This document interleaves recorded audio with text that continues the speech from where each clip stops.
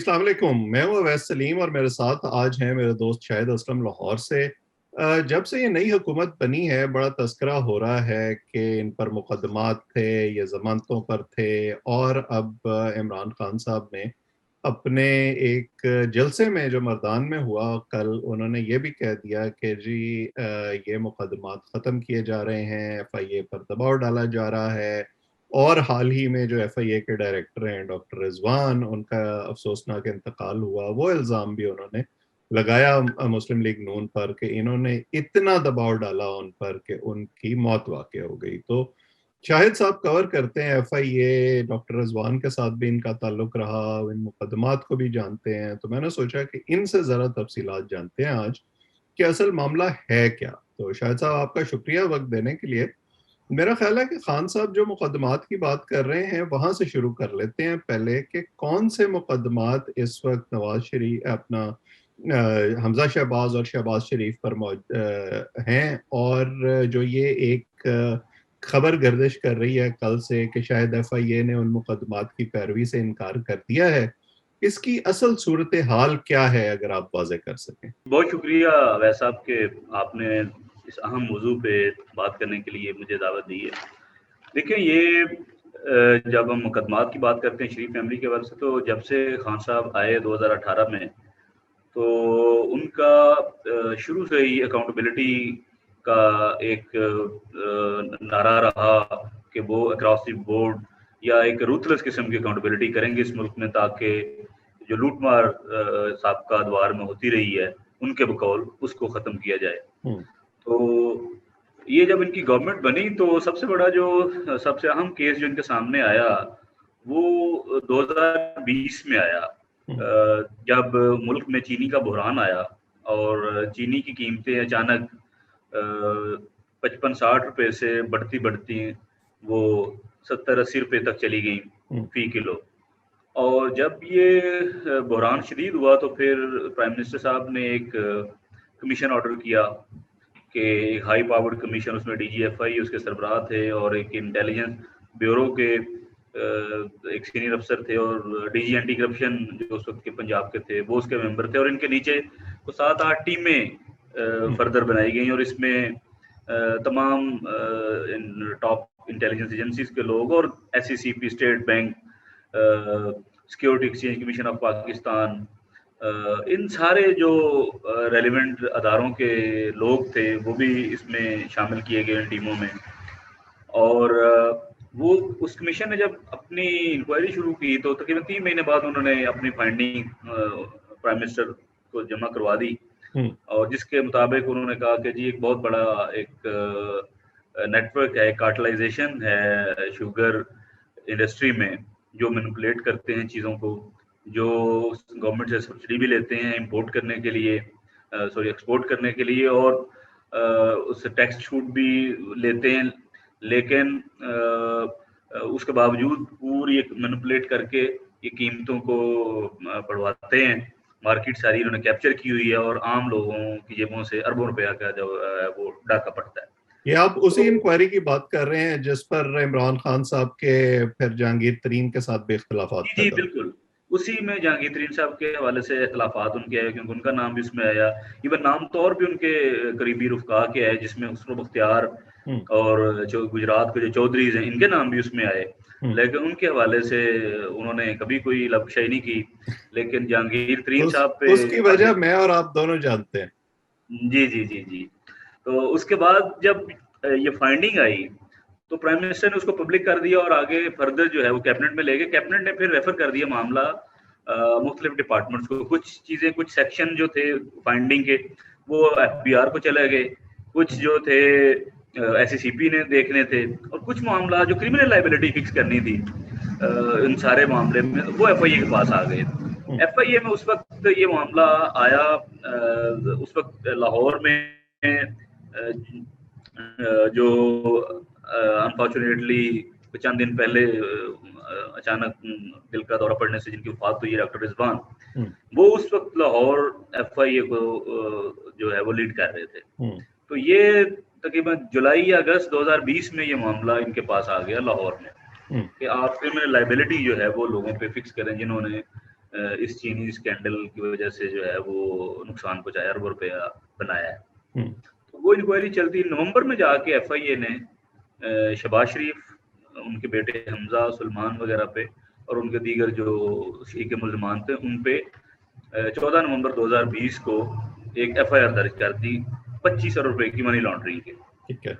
और इसके साथ साथ उसी तारीख ये 25 अरब रुपए का फिगर वो है जिसकी आजकल इमरान खान साहब जलसों में बार बार उसका तस्करा करते हैं कि उन पर ये इल्जाम है। जी जी जी जी।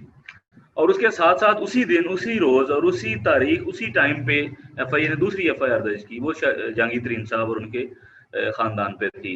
उनके हवाले से भी 6 या 7 अरब रुपए के मनी लॉन्ड्रिंग का वो FIR हुई। इसके बाद ये सिलसिला आगे फर्दर चलता रहा, इन्वेस्टिगेशन FIA की चलती रही। तो उसके दौरान शहबाज शरीफ उस वक्त जेल में थे, हमजा भी उस वक्त जेल में थे। इनको फिर गिरफ्तार नहीं किया FIA ने, इन दोनों को। ऑलरेडी जेल में थे, हालांकि जेल में FIA की टीम जाकर उनसे मिलती रही है, बयान वगैरह लेती रही है उन दिनों में, लेकिन उन्होंने बकायदा गिरफ्तारी नहीं डाली। और जहांगीर तरीन साहब भी पाकिस्तान में ही थे, किसी बंदे ने उनको भी गिरफ्तार करने की कोशिश भी नहीं की। और फिर जब गिरफ्तारी के हवाले से कुछ मूवमेंट शुरू हुई तो वो UK भी चले गए। खैर जब उनकी बेलशेल हो गई शहबाज शरीफ और हमजा की, वो बाहर आ गए, तो उन्होंने प्री रेस्ट बेल करा ली। इन द मीन टाइम ये अब 2021 जो है वो चल रहा था। वो चलते चलते जब वो प्री रेस्ट आगे कंटिन्यू होती गई। अच्छा, एक मैं ज़िमनी सवाल आपसे पूछना चाहता हूँ इससे पहले कि आप आगे बढ़ें। आपने कहा कि सवाल जवाब करती रही FIA की टीम जाके हमजा से और शहबाज शरीफ से कैद के अंदर, लेकिन उनको उस मुकदमे में गिरफ्तार नहीं किया गया। उसकी वजह क्या थी? कि इमरान खान साहब की हुकूमत तो थी उस वक्त, क्या आपके ख्याल में सबूत पूरे नहीं थे उस वक्त FIA के पास? अभी मुकदमे पे मजीद कार्रवाई होनी थी उस FIR पर, या कोई और वजह थी? नहीं, उसमें क्योंकि बड़ा माइन्यूटली इन चीज़ों को मैं देख रहा हूँ पिछले काफ़ी सालों से FIA की जो वर्किंग है, और इस केस को खासकर जो मेरी अंडरस्टैंडिंग है वो FIA ने जानबूझ के उनको गिरफ्तार नहीं कर रही थी। उसकी एक वजह तो ये थी क्योंकि वो ऑलरेडी जेल में थे और उन्हें ये था कि जब कभी कोई मुश्किल वक्त आएगा या कभी जरूरत पड़ेगी तो हम जब ये बाहर आएंगे तो आराम से फिर गिरफ्तार कर लेंगे। अभी एक ही केस में ये मतलब मुख्तलिफ केसेस में रखना तो जेल में है, तो इसमें से अगर इनको कहीं से रिलीफ मिलेगा तो हम इस केस में उनकी गिरफ्तारी डाल देंगे। तो प्लान ऑफ एक्शन कुछ इस तरह का था, लेकिन वो जब बाहर आए तो उन्होंने प्री रेस्ट करवा ली और वो आगे फिर एक्सटेंड होती इस दिन तक भी FIA उनको गिरफ्तार नहीं कर सकी। ठीक है। पिछले यानी जब से FIR हुई है नवंबर 2020 से आज तक FIA इस केस में किसी एक बंदे को भी गिरफ्तार नहीं कर सकी, जिसकी वजह से फिर इमरान खान साहब का बतौर वजीर आजम गम गुस्सा भी बढ़ा और शहजाद अकबर को घर भी जाना पड़ा। जी जी बिल्कुल, उनको जाना पड़ा। अच्छा, जब डॉक्टर साहब ये इंक्वायरी चल रही और ये इनिशियली 25 अरब रुपए का केस इन पे बनाया गया शहबाज शरीफ और उनके खानदान पे, और जब जनवरी 2022 में इस केस का चालान जमा करवाया गया तो उसमें जो चालान में रकम आके 25 अरब से 16 अरब रुपए हो गई। अब और फिर जो सेक्शन ऑफ लॉ थे जो इसमें इनकॉर्पोरेट किए गए थे FIR में, वो भी कम होते होते चंद एक रह गए सिर्फ। अब उसमें जब FIR हुई तो डॉक्टर साहब उसमें जो सेक्शन इनकॉर्पोरेट की FIA ने वो थे 419, 420, 468, 471, 34, 109 ऑफ PPC और फिर प्रोविंशियल ऑफ करप्शन एक्ट 1947 और आमला जो एंटी मनी लॉन्ड्रिंग एक्ट 2010 है। इन सारे ये मुख्तलिफ सेक्शन लगा के उन्होंने जो है वो FIR दी। लेकिन जब चालान जमा करवाया गया FIA ने जनवरी 2022 में जाके, उसमें सेक्शन जो है 419 भी खत्म हो गया, 420 भी खत्म हो गया, 468 भी खत्म हो गया, 471, 34, 109 ऑफ PPC, फिर ये सारे सेक्शन उन्होंने खत्म कर दिया। अब इसका मतलब है इन सेक्शन का खत्म करने का कि इन्होंने 420 भी नहीं की शरीफ फैमिली ने, इन्होंने कोई जालसाजी भी नहीं की, ठीक है, इन्होंने कोई फेक डॉक्यूमेंट भी फौज नहीं किया या कोई फेक डॉक्यूमेंट भी नहीं इस्तेमाल किया, इन्होंने कोई 109 अबैटमेंट वो भी इसमें खत्म होगी इस केस में, और सेक्शन 34 ऑफ PPC के कॉमन इंटेंशन, यानी जो बड़े रेलिवेंट सेक्शन थे जो अपना जैसे देखें ना 400 मतलब BC अमाम लफ्जों में जैसे बोलते हैं कि ये सारे सेक्शन उस चलान से खत्म हो गए। और उसमें सिर्फ रह ये गए। सारा कुछ उस वक्त हो रहा था जब इमरान खान साहब वजीर आजम थे, जी वजीर FIA आजम थे उनको उस रिपोर्ट वक्त। कर रहा था, तो ये कहना कि शरीफ खानदान ने कोई अपना असर रसूख इस्तेमाल कर लिया होगा, वो भी शायद हम यहाँ पर अप्लाई नहीं कर सकते उसको। जी उस पर भी यकीन बात आगे जा करते हैं। इसमें डॉक्टर साहब एक और चीज है, जब इसमें आप सेक्शन पीछे रह गए, सिर्फ प्रोविंशियल ऑफ करप्शन एक्ट 1947 का सेक्शन 5 रह गया, और उसके साथ एंटी मनी लॉन्ड्रिंग का एक्ट 3 और 4 जो है सेक्शन उसका, वो रह गए। अब ये बड़ा इंटरेस्टिंग था। अब देखें, डॉक्टर रिजवान मरहूम, अल्लाह उन्हें कब्र में सुकून दे, करबट करबट उन्हें सुकून मिले। बात ये है कि जब ये चलान उन्होंने जमा करवाया, ये FIA की तारीख का सबसे बड़ा चलान है। FIA की तारीख में इतना बड़ा चलान आज तक जमा नहीं हुआ। 64 पेजेस का चलान था। चलान आमतौर पे 1-2 पेजेस, 2-4 पेजेस से ज्यादा चलान नहीं होते, लेकिन ये 64 पेजेस पे मुश्तमिल ये चलान था। और इसमें गवाह देखें, जो प्रोसिक्यूशन विटनेस सामने आए, वो तकरीबन 100 के करीब थे। अब जब इतना बड़ा चलान आपने दे दिया, गवाहों की फहरिस्त आपने इतनी लंबी कर दी। अब देखें, ये इसका मतलब जो, क्योंकि मुख्तलिफ वकला से भी मेरी बात हुई, FIA के लोगों से भी बात हुई, सर्विंग भी और रिटायर्ड भी, वो कहते हैं ये तो एक अनएंडिंग स्टोरी उन्होंने शुरू कर दी थी FIA ने, कि ये तो कभी खत्म ही नहीं होती। 100 बंदे पे कब अब जीरा मुकम्मल। यहाँ तो 2-4 बंदे एक केस में हो ना, तो वो केस कई साल ले जाता है। यहाँ 100 बंदा आपने खड़ा कर दिया। और ये सब कुछ डॉक्टर रजवान की सरबराही में हो रहा था, जिनके मुतालिक जी, और इमरान उसमें खान साहब शहजाद कह अकबर रहे हैं वगैरह कि वो सारे, बड़े शहजाद अपराइट अकबर अफसर थे। जी शहजाद अकबर वगैरह सारे ऑन बोर्ड थे, क्योंकि डॉक्टर रिजवान अपनी मर्जी से कुछ भी नहीं कर रहे थे। बिल्कुल वो सही। तो हर चीज वो करते थे जो उनको डिक्टेट की जाती थी, ठीक। या जो उनकी मुशावरत से होता था, जो है मिर्जा शहजाद अकबर। तो अब 100 गवाह, अब देखें वो खुद भी एडवोकेट रहे हैं, बैरिस्टर हैं वो शहजाद अकबर भी। तो ये क्या उन्हें नहीं पता था कि ये 100 गवाह हम इस केस में लेके जा रहे हैं, ये कब ट्रायल मुकम्मल होगा, कब जिरा ये मुकम्मल होगी, कब ये केस कंक्लूड होगा और किसी को सजा जजा होगी। अच्छा, मैं ये एक उन्होंने, वजाहत आप से लेना बीच में स्किप कर गया। ये वही मुकदमा है जिसकी वजह से मकसूद चपड़ासी भी मशहूर हो गया। जी बिल्कुल, ये वही मुकदमा है। उसमें जो ज़ाहिर 14 जो लोग हैं शरीफ, जो रमजान शुगर मिल के जो एम्प्लॉइज हैं, उनमें ज़ाहिर एक मकसूद चपड़ासी भी हैं, जिनके अकाउंट में कुछ 4 अरब रुपये आया।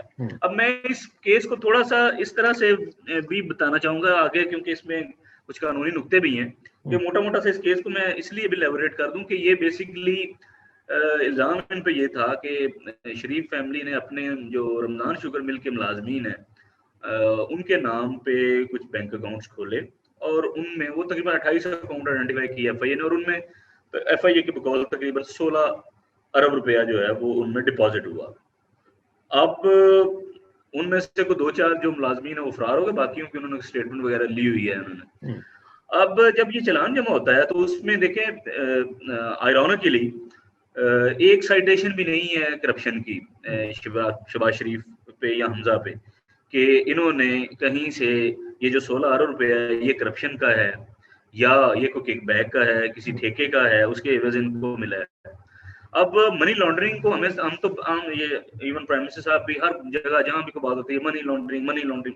तो मनी लॉन्ड्रिंग जो है ये बड़ा के कॉम्प्लिकेटेड ऑफेंस है, क्राइम है। इसको समझने के लिए हमें 2 चीजों पे बड़ा गौर करना पड़ेगा। एक, मनी लॉन्ड्रिंग है प्रोसीड ऑफ क्राइम, सॉरी ये है प्रेडिकेट ऑफेंस। अब प्रेडिकेट ऑफेंस ये है कि आपने, वो सरकारी मुलाजिम है, उसने रिश्वत ली है,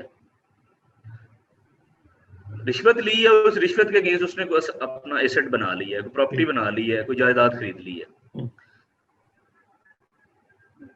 उस पे जो करप्शन का चार्जेस वो अलग लगेगा। आगे जो प्रॉपर्टी उसने बनाई है वो बेसिकली उसने मनी लॉन्ड्रिंग की, और मनी लॉन्ड्रिंग का सेक्शन ऐड हो जाएगा। अब ये 28 अकाउंट में जो 16 अरब रुपए आया है, FIA के 64 पेजों में कहीं पे भी किसी जगह पे भी ये मेंशन नहीं है कि ये पैसा किसी ठेके का है, करप्शन का है, किकबैक का है, और इन पैसों के एवज शरीफ फैमिली ने ये जायदाद बनाई है। शरीफ फैमिली ने कुछ शादी ब्याह के खाने के पैसे इसमें से गए हैं, कोई एयर ट्रैवल, कोई जेवर ये खरीदा गया है इसमें से, कोई गाड़ी खरीदी गई है इसमें से, आगे जो प्रोसीड ऑफ क्राइम है उस पे बिल्कुल एफआईआर खामोश है। अब ये बल्कि जो 64 गवाह, जो 100 गवाह उनमें से 64 उन्होंने वो रखे हैं जो डिपॉजिटर हैं, जिन्होंने पैसे जमा करवाए हैं उन अकाउंटों में। और आप देखें कि उन 64 बंदों ने जो इन्होंने अपने प्रोसिक्यूशन विटनेस रखे हैं, उन्होंने कुल रकम जो है ना 16 अरब में से वो सिर्फ 65 मिलियन यानी कि 6.5 करोड़ जमा करवाया है। अगर हम 16 अरब रुपए में से वो 6.5 करोड़ जो है वो 64 बंदों ने जमा करवाया, तो वो जो बाकी 15.5 अरब के करीब अमाउंट है भाई, वो किसने जमा करवाई है? इसके मतलब चलान खामोश है, कोई इसके मतलब लीड नहीं है कि वो पैसा कहां से आया, किसने करवाया, ओरिजिन क्या है उसका, ओरिजिन का भी कोई पता नहीं, डेस्टिनेशन का भी कोई पता नहीं। यानी उस पैसे का तस्करा है लेकिन कागजों में नहीं है वो। बिल्कुल ऐसे ही देखे ना, जो गवाह लेके आए हैं, अगर इनके पास बाकी मनी ट्रेल या बाकी कोई सुराग होता, कोई एविडेंस होता, तो वो बाकी लोगों को भी तो वो बताते हैं ना कि ये 64 बंदों ने तो 6.5 करोड़ जमा करवाया, बाकियों ने 15 अरब का। ये बड़ी दिलचस्प बात है कि 25 अरब से मुकदमा दर्ज होते होते 16 अरब हो गया और 16 अरब से इकट्ठा 6.5 करोड़ रह गया। जी जी, ये बिल्कुल आप सही कह रहे हैं कि ये केस जो है तकरीबन अभी जो जिसकी स्टैंडिंग है वो तकरीबन 6.5 करोड़ तक का भी केस जो है वो कोर्ट में पड़ा है। कोई उसी तरह की कहानी मुझे लग रही है जैसी एक जमाने में डॉक्टर आसिम पे मुकदमात बनाए गए थे और अरबों रुपए की कहानियां सुनाई जाती थी, और वो भी इसी तरह चालान में बहुत कम हो गया और फिर होते होते वो बिल्कुल ही खत्म हो गया।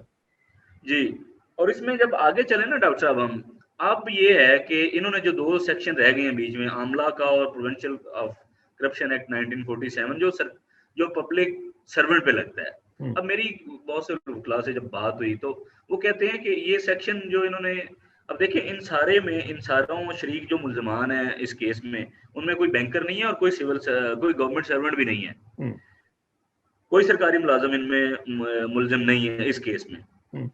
अब सरकारी मुलाजिम जो पब्लिक सर्वेंट है उस पे वो अट्रैक्ट होता है provincial of corruption act 1947, PCA उसको कहते हैं। अब शहबाज शरीफ जो वकला कहते हैं कि वो जो पब्लिक ऑफिस होल्डर है और पब्लिक सर्वेंट है, इसमें फर्क है। ये पब्लिक ऑफिस होल्डर रहे हैं, पब्लिक सर्वेंट नहीं है, इनमें वो सेक्शन पहले नंबर पे तो अट्रैक्ट ही नहीं होगा, एक चीज। दूसरा, जब मनी लॉन्ड्रिंग का आपने सेक्शन 3 और 4 लगाया है, भाई जब प्रोसीड ऑफ क्राइम कोई नहीं है, प्रेडिकेट ऑफेंस कोई नहीं है, ठीक है, तो फिर आप मनी लॉन्ड्रिंग का चार्ज भी एक बंदे पे कैसे फ्रेम कर सकते हैं आप, जब आप बताएंगे ही नहीं। मनी लॉन्ड्रिंग है क्या भाई? करप्शन, किकबैक का पैसा, 2 नंबरी का पैसा है, जिसको आपने लॉन्डर करके, उसको आप कह लें चैनलाइज करके, तो आपने उसका कोई एसेट बनाया, कोई प्रॉपर्टी बनाई, जायदाद बनाई, व्हाटएवर, तो वो चीज तो इस पूरे चलान जो 64 पेजेस हैं, जो मरहूम डॉक्टर रिजवान साहब कहते थे कि ये यूनिवर्सिटीज में पढ़ाया जाने वाला चलान है, तो मैं उस बात पे उस वक्त बड़ा हंसता था। मैं क्या वाकई इस चलान को यूनिवर्सिटीज में पढ़ाया जाना चाहिए कि 2 साल के करीब आपने इन्वेस्टिगेशन की, सारे काम आपने एफआईए के बंद करके ये काम किया, फेडरल गवर्नमेंट ने, कैबिनेट ने आपको ये भेजा, और एंड पे निकला इसमें से क्या? ये बाकी यूनिवर्सिटी में पढ़ाया जाना चाहिए। वो जैसे हम भी जब अपने स्टूडेंट्स को कहते हैं ना इस किस्म की चीजें ढूंढ के लाने के लिए, तो हम कहते हैं कि एक गुड केस स्टडी ढूंढ के लाओ, एक बैड केस स्टडी ढूंढ के लाओ, तो यूनिवर्सिटी में पढ़ाया जा सकता है। जी जी। और अच्छा, मुझे ये बताएं कि अब जो हम ये बात सुन रहे हैं कि जी शहबाज शरीफ पर चार्जेस फ्रेम होने लगे हैं, तो फिर अगर मुकदमे की हकीकत ये है तो चार्जेस फ्रेम क्या होंगे, क्या निकालेगी एफआईए उसमें? इसमें से मैं एक दो चीजें थोड़ा एक्सप्लेन कर लूं, फिर मैं इस तरह आता हूँ। जो 64 लोग जो डिपॉजिटर है ना, जिन्होंने 6.5 करोड़ भी जमा करवाया है इन अकाउंटों में, जो मानते हैं कि हमने पैसे इनमें जमा करवाए हैं, अब उनकी कहानी भी सुन ले, सारों की स्टेटमेंट लगी हुई है, चलान में भी मेंशन है। किसी एक बंदे ने भी नहीं कहा कि ये रिश्वत या किकबैक का पैसा था या किसी ठेके का था। कोई कहता है वेंडर है, कोई किसी ने कहा कोई शॉपकीपर है, कुछ है।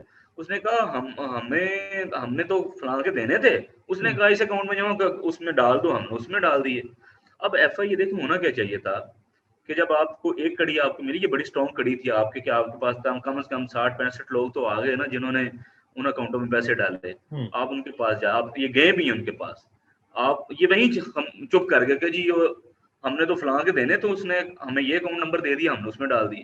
तो भाई आप जिसने उनको कहा था उसके पास जाते, पूरी उसका वो कड़ी से कड़ी मिलाते, तो आप यकीनन उस बंदे तक डेड एंड तक जरूर पहुंच जाते। जो असल मुहरिक रहा होगा सारे मामले में जरूर उस तक पहुंच जाते।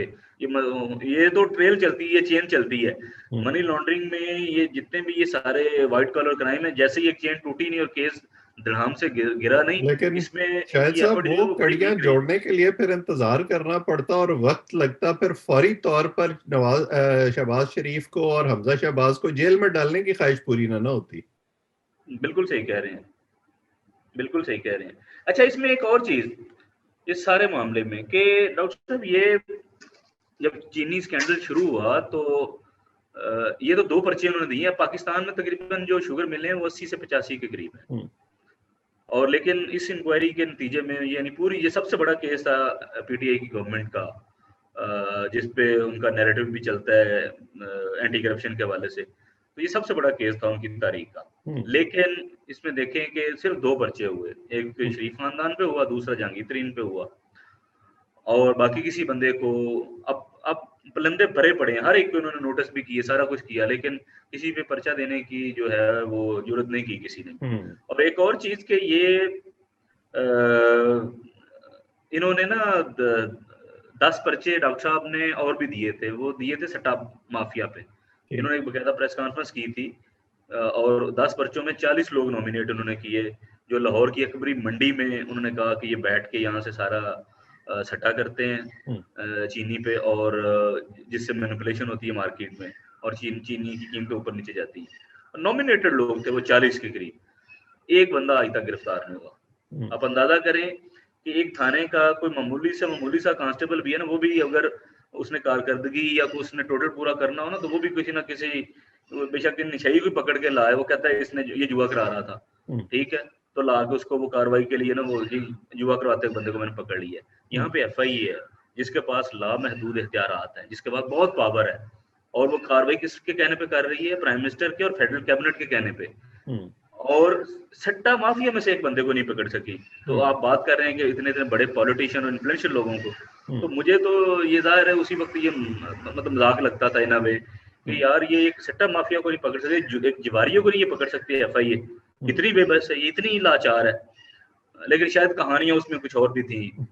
बिल्कुल। और जैसे आपने खुद ही इशारा दे दिया कि पिक एंड चूज भी हो रहा था, और उसके अंदर फिर दूसरे मसाइल भी थे, अदम सबूत भी था।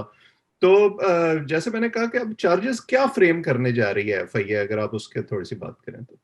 देखें, अब जो चलान तो देखें, जैसे मैं बताया कि चलान तो एंटी मनी लॉन्ड्रिंग के सेक्शन 3 और 4 उन्होंने लगाया हुआ है, और साथ में प्रिवेंशन ऑफ करप्शन एक्ट का उन्होंने सेक्शन 5 सब सेक्शन 3 लगाया हुआ है। तो ये इन 2 पे ही चार्ज फ्रेम होगा ना।